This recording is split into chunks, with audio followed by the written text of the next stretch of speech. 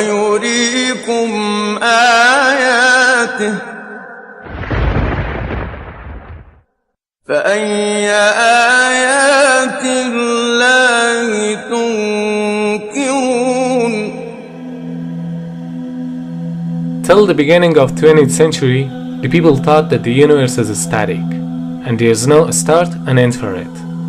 It was a reason for materialism to deny the existence of the Creator. But in modern era of science, several researches, observations and calculations have been done which shed light to some cosmological facts. However, science is not 100% true because there is always variation in theories, but we select those evidences which are highly confirmed by science today. So one of those cosmological facts is that the universe is constantly expanding. The idea of expanding universe was proposed in early 20th century by the Russian physicist Alexander Friedman and the Belgian cosmologist George Lemaitre. Through some theoretical calculations, they found that the universe is constantly in motion. And later on in 1929, the concept was confirmed by Edwin Hubble. And Edwin Hubble sat there at this very big telescope night after night studying the heavens. And he found that the stars are moving apart.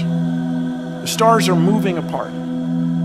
And he wasn't sure why, but it was clear that the stars are moving farther and farther apart all the time. The distant galaxies were all rushing away from us, establishing that space itself is stretching, it's expanding. Like a balloon. When you blow, it gets bigger and bigger. Something like that is happening in the skies, in the heavens.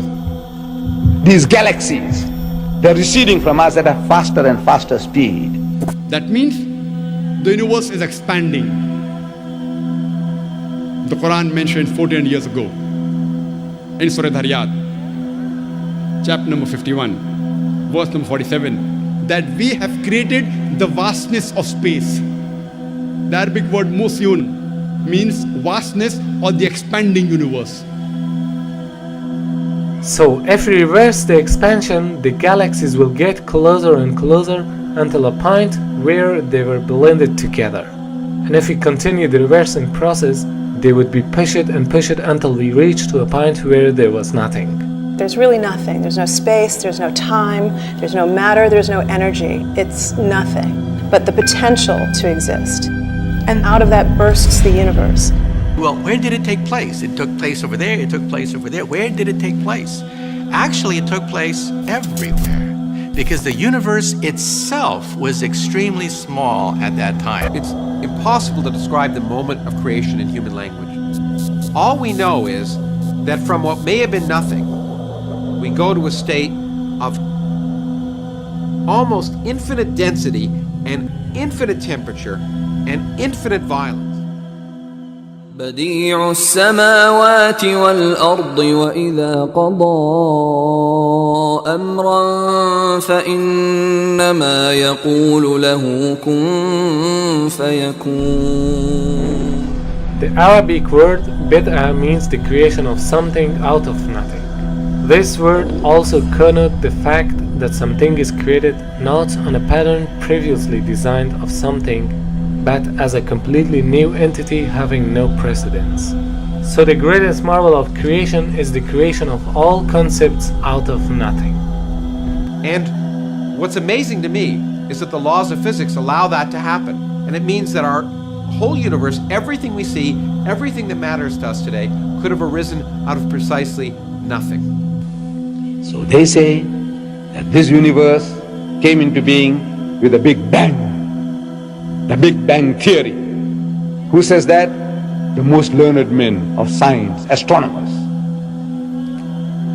Allah says, أَوَلَمْ يَرَ الَّذِينَ كَفَرُوا. He says, do not the unbelievers see? These atheists, these agnostics, the people who deny the existence of God, can't they see? In other words, Allah expects them to see, to be able to see, to witness. أَوَلَمْ يَرَ الَّذِينَ كَفَرُوا أَنَّ السَّمَاوَاتِ وَالْأَرْضَ كَانَتَ رَتْقًا. That the heavens and the earth were joined together as one unit of creation. فَفَتَقْنَاهُمَا. And he split them asunder. Who is he talking to? Who is he addressing? Kafir. Which kafir? The Bedouins of 1400 years ago? No. He is talking to the men of science, men of learning, who are now expounding to the world the theory of creation. So after the explosion, the Big Bang, what should be there? Smoke or clouds of gases, right? Science calls it nebula.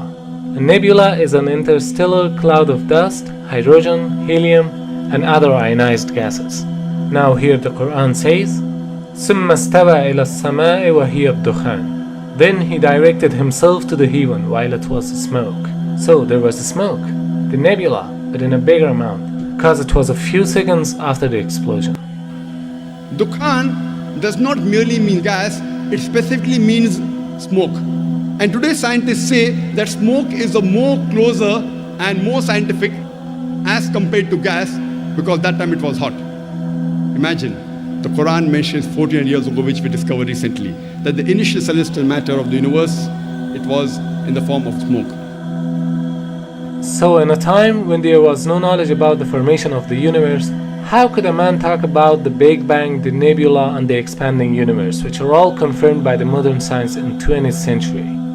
Indeed, these facts indicate that Quran is not words of a man, rather it's words of a wise creator who created the universe and knows about it in detail.